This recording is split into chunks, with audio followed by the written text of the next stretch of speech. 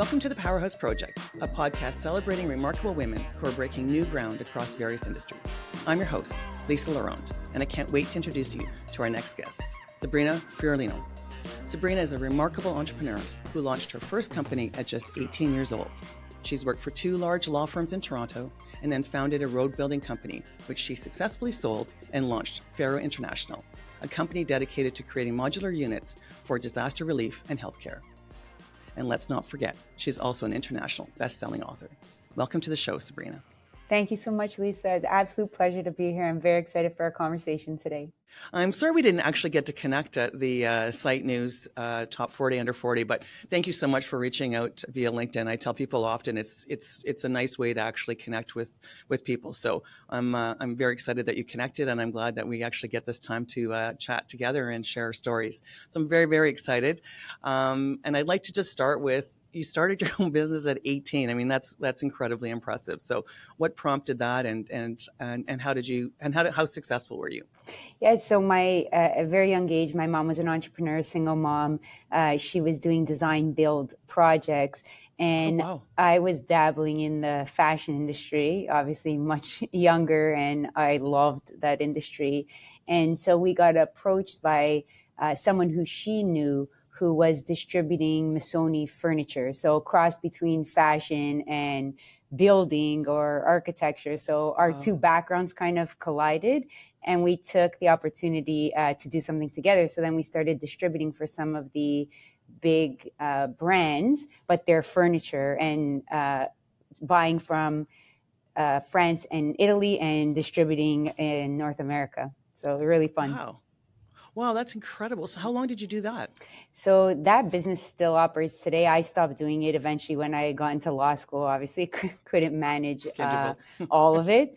But it was fascinating to be able to sort of jet set until my mother said, I think you need to go to school. And so I thought, no, I'm having a great time jet setting everywhere. Yeah. But no, it wasn't.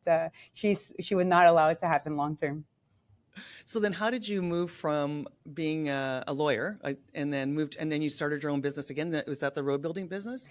Yes. So obviously I went to school, to law school, got my law degree, and then always had the, desire for entrepreneurship. And so while I loved law and I loved the knowledge it brought, it wasn't enough for me. I needed to think outside the box, and law in some ways, you were confined to certain parameters. Yeah. So I started assisting, I was doing mergers and acquisitions. So I was assisting customers buying and selling businesses.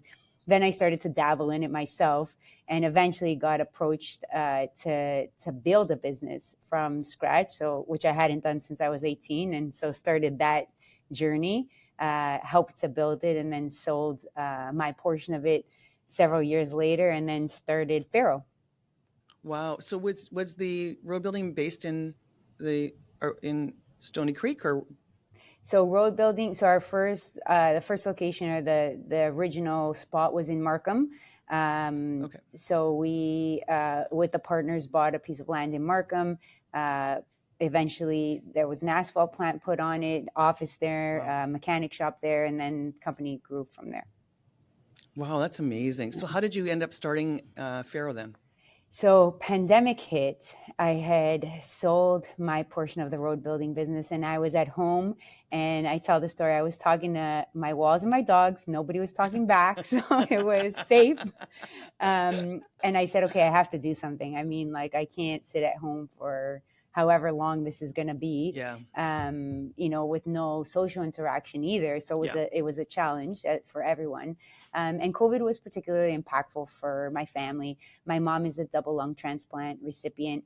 So obviously high risk patient. There was a lot of news about transplant patients who were dying because of COVID almost instantaneously.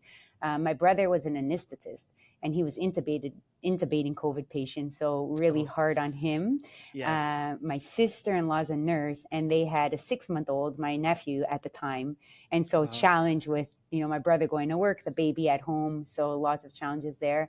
And then my grandfather, who's really my best friend in the world, passed away during COVID, and it was his first hospital admission that I couldn't be in the hospital with him. And so heartbreaking for me. And I said, there has to be a better way. Like when we're in crisis, we can't respond. And so I look at technology in our lifetime, and it's increased exponentially. But the way we build buildings or infrastructure, or respond to infrastructure crises, whether it's war, natural disaster, pandemic, or simple infrastructure crises like we have now, we just can't respond. And so when we think about the world, we mass produce everything, whether it's the mics we're speaking into, or the glasses that we wear, the vitamins we take, the cars that we buy, planes, everything is mass produced. And the way we do construction is archaic in a way. It's the only thing that's not mass produced. And so there has to be a better way to do it. So I said, okay, I'm going to revolutionize global healthcare, probably a bit too ambitious. And how am I going to do this? And I decided to build a hospital room in a box. So one of the things we saw was that there were tents going up, and the tents weren't efficient. They couldn't treat high acuity cases, and so they were underutilized. And so we built a hospital room in a box that could change pressurization from negative to positive to neutral. So it could be used for, it could change around patient needs, essentially. Rather than trying to shove patients in places that aren't suitable for them, we could change the room around the patient needs. And then we had it tested by the University Health Network, including Toronto General Hospital, so top public hospital in the world. And then companies started to scale from there. Wow. So, and then was it used throughout the pandemic?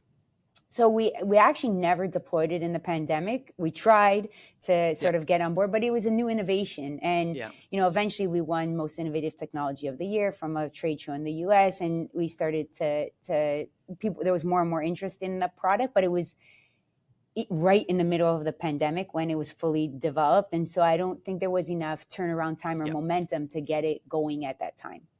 Yeah, which makes sense. So are you using it in disaster relief now?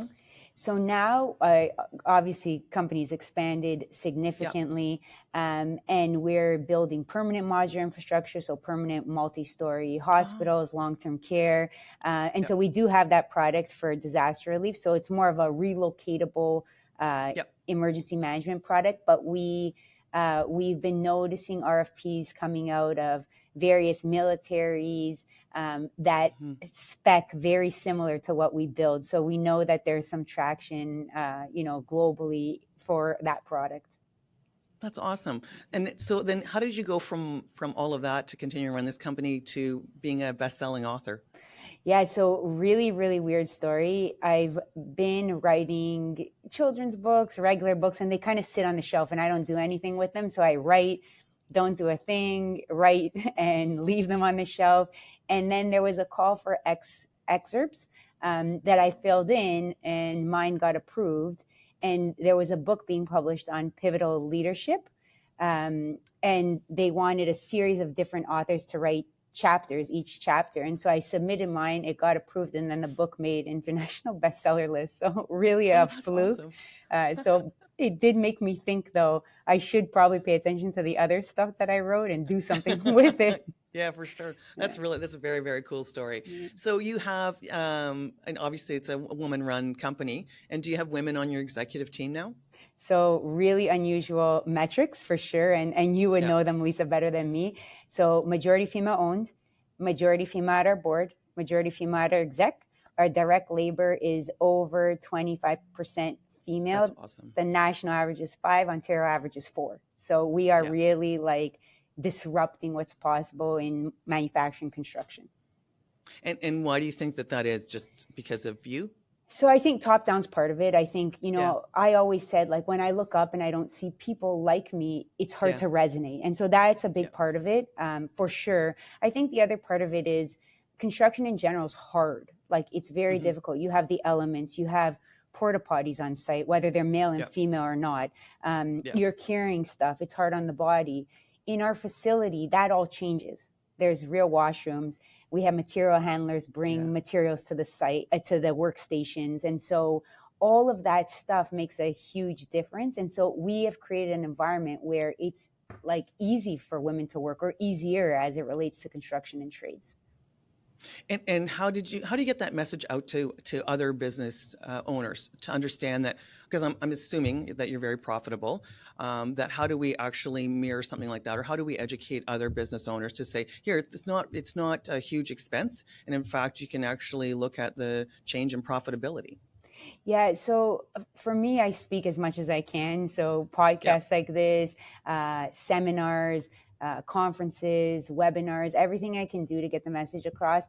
If I connect with other CEOs, I will talk about it regularly. It's one of the points that I always try to raise.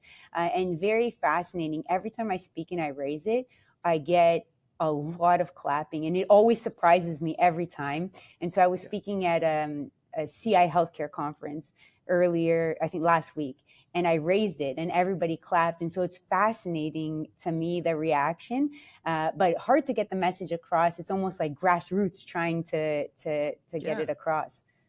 And it's shocking to me because everyone is saying it's about representation. So if you don't see people like you at a higher level or a senior level, and they're talking now about this broken rung, where you have young women that are coming in, or just women that are coming in lower level positions, and then actually leaving the workforce, having their families, and then coming back. But now they're starting back at square one again instead of where some of their male counterparts are. So you have nobody in that middle management. Do you have any ideas or recommendations of what we can do to change that? Yeah, so I think internal policies, and we actually have to follow through. So I think Yeah. there's a lot of policies that are created and then we don't follow through on them. Yeah. And I think it's a follow through, the execution that's key, and that's where I think all of us fall short.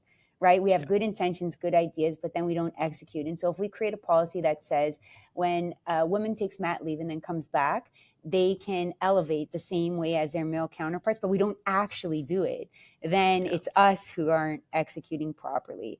I think one of the other things that's really important, and I was at a women's event and someone raised it. There was a female speaking and said, look, if you're in a position to pick female service providers, whether they're lawyers, insurance brokers, accountants, then pick them. And I did a self-reflection and thought, shoot, all of our external providers are male. And I Yeah. didn't even dawn on me. And so now Yeah. we're doing a lot of work assessing some of that stuff.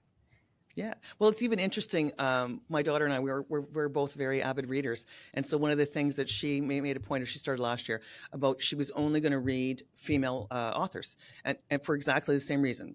Everybody writes and the work is all spectacular, but for some reason, it just seems like men are on the top, whatever, the top 10 or whatever it is. And then she decided, she actually moved from there to read only non-white women authors. And because that's the other thing that we're looking at now, is even as white women, that we come from a place of privilege, and our journey's been a lot easier, although difficult, has been a lot easier for some of our women counterparts that aren't don't have the same privilege as we do. But it's interesting, you really have to make a concentrated effort to do that. And then I think that's the important part. Then it just starts to change, because you're like, oh, I really like this author, I'll just continue reading, and it just happens. I don't know, it's like second nature. So I think that's really important, that we can actually select women. Do you think that will start to change, that we'll start to see a tipping point where we no longer intentionally have to pick? I think so. I think the statistics are starting to speak for themselves. So we know, 2% of venture funding goes to women. Numbers are abysmal still. Yeah. But, Boston Consulting Group did a study that says women-led companies, or even co-led companies with 50% less funding, do 50% better revenue. This will start to resonate in the marketplace. People will start to pay attention. When you have more and more success stories, it will change. And naturally change, because now you're giving investors more value. And so they'll put their money where the value is ultimately. Oh, definitely. So what kind of advice would you give somebody young that's trying to be in similar, that would start a business? Or, I think it's important that we share our stories, because the road is not, it's not always easy. But I think that that's okay, as long as, we have our community or our tribes to be able to have like-minded people. So what advice or guidance would you give somebody? So I think a few things. Number one, resilience is key. Like, Yeah.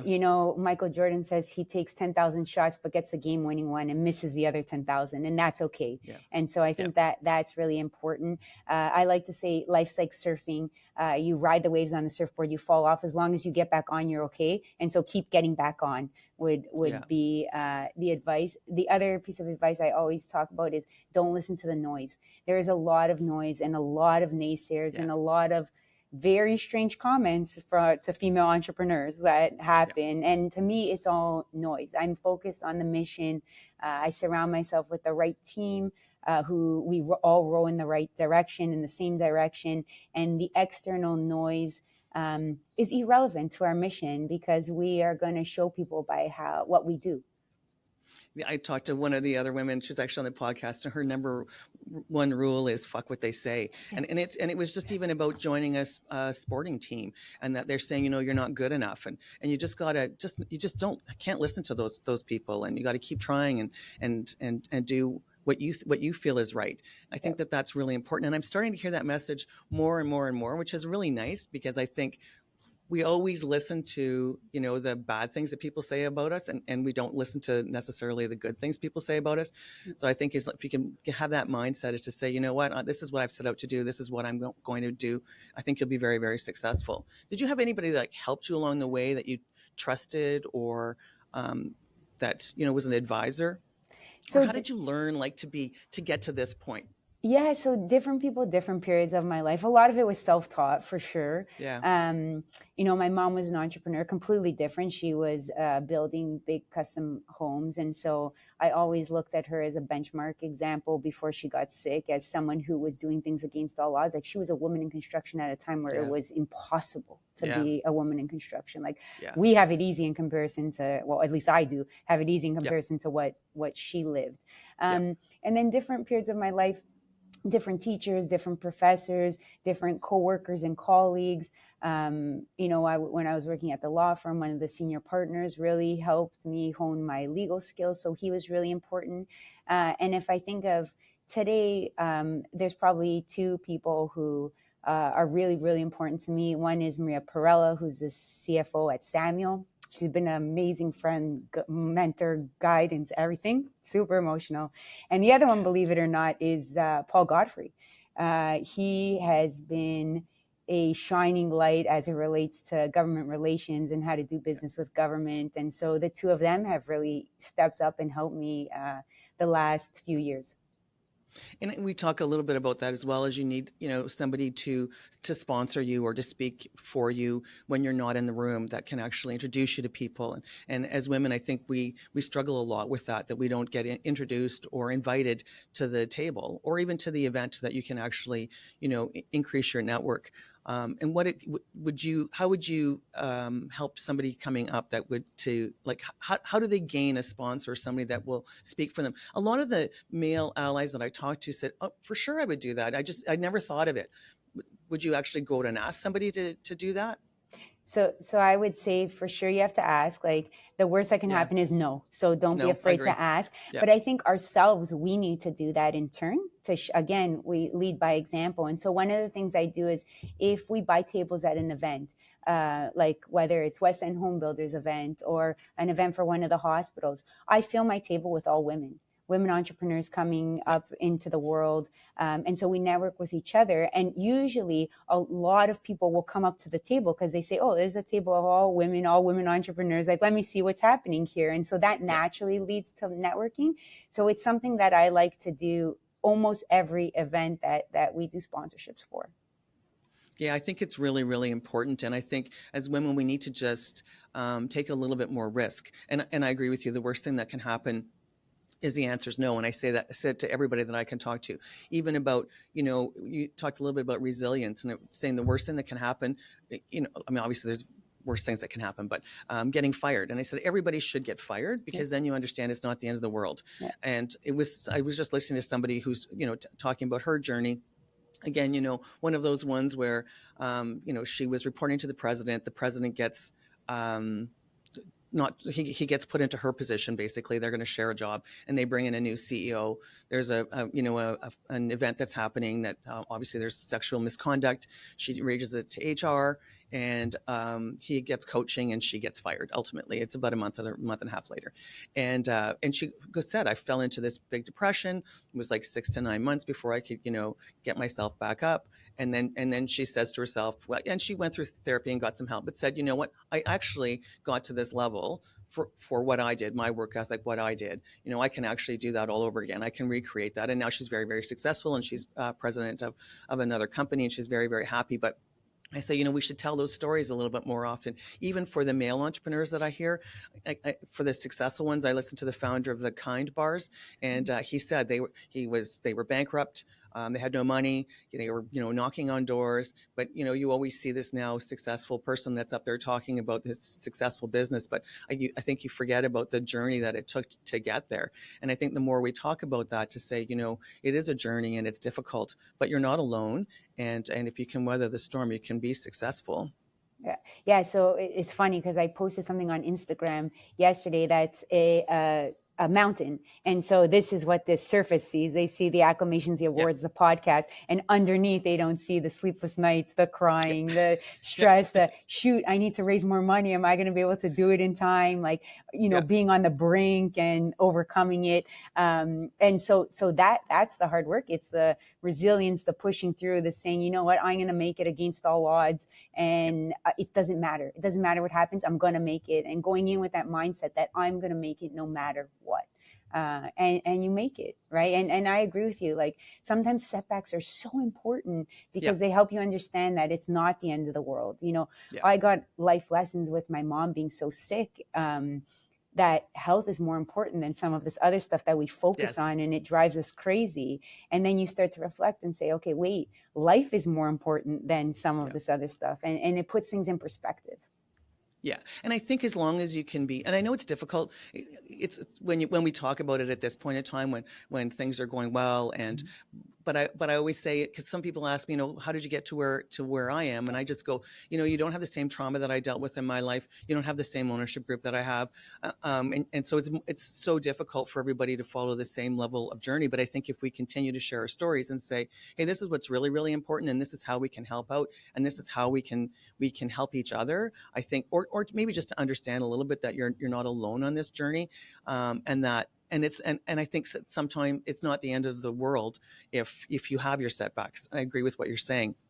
Pick yourself back up. Let's try it again. You'll only be. It doesn't matter how many times you try. I liked your Michael Jordan analogy. I think that's a great one to remember. Yeah. So sorry, go ahead. No, I was going to say peer-to-peer mentorship, especially at our levels, is super important, because everyone says it's a lonely place at the top. It really, really is. And so peer-to-peer is essential, I think. Yeah, I know I've only been in the construction industry about 10 years now. And when I first got here, that's what I just tried to find, other women that were in leadership roles. And it was really, really difficult at the time. Obviously there's more now. And I think just by getting out now and reaching other women, just to say, let's connect and let's have a conversation, whether it's a coffee or drink or whatever. And now that's what I'm trying to do, is give back and just connect other people and saying, okay, you know what, if you're located in Niagara, I have, a few women executives that we would all love to give back. And everyone says, oh, you're so busy. I said, I'm never too busy to have a coffee or a half an hour conversation. That I'll do for anybody. Connect on LinkedIn, ask your questions, or maybe you just want to vent at some point in time. And I think that's also okay, because then you understand some things are, behaviors that we can tolerate, and sometimes they're behaviors that we shouldn't be tolerating, and that we need to do a better job of speaking up.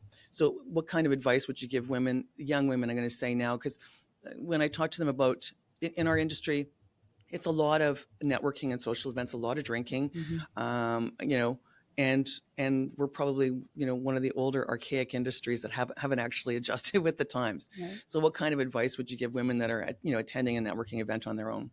Yeah. So for me, one of the things I did from a young age, and it's not for everybody, is I drink sparkling water and it looks like I have a drink. It doesn't create some level of awkwardness, but I don't need to drink, and I don't feel the need or peer pressure or desire to do that, especially in those settings. As women, unfortunately, we're judged far more harshly than men.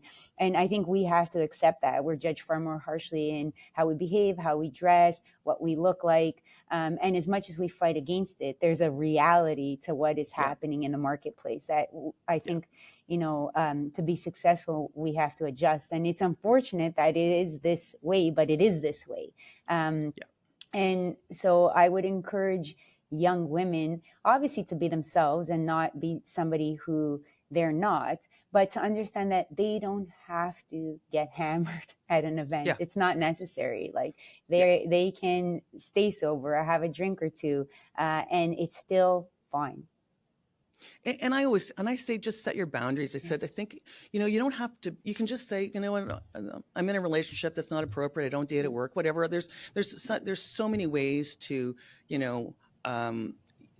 set your boundaries. And I think we need to do a little bit more of that, is to say, hey, even as bystanders, I think we need to do a little bit more like that, not laugh at the joke, or, maybe diffuse a situation that you can see. And I think now, as I get older, you can see it escalating pretty quickly. You kind of know what's going on. Everybody, we may not talk about it, but you can see pretty early on.